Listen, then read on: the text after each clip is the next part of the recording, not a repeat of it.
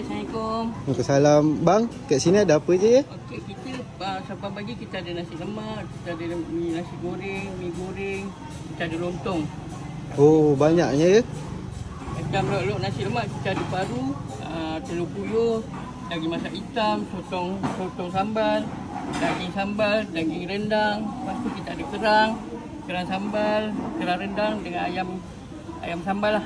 Okey. So kat sini best seller kita adalah ayam goreng KFC. Oh, yang goreng KFC ya? Yang goreng Boleh KFC. abang bagi saya satu makan ya? Okey. Oh, telur banyak ya bang. Potong separuh besar-besar. Telur kita bagi separuh. Boleh bagi kacang lebih bang? Boleh. Okey, ni nak apa ni? Okay, Boleh ni lah, bang. Sambal kita. Oh, sambal ni buat sendiri ya bang? Sambal buat sini. Kita masak lebih kurang dalam 12 jam. Oh, faham? Okey. Telur paru Okey.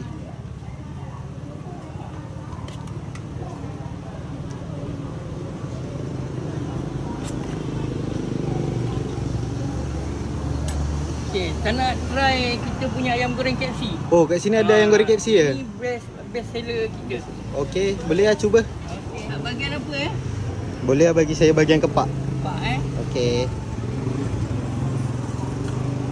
Bang, boleh saya tahu operasi kedai pukul berapa sampai pukul berapa? Okey, operasi kedai kita buka daripada pukul 6 pagi sehingga pukul 12 tengah hari. Manakala bahagian petang kita buka pukul 5 petang hingga 12 tengah malam. Okey, boleh tahu lokasi kat mana? Okey, lokasi kita Padang Jawa Shah Alam, Jalan Mat Raji. Okey bang, terima kasih. Okey.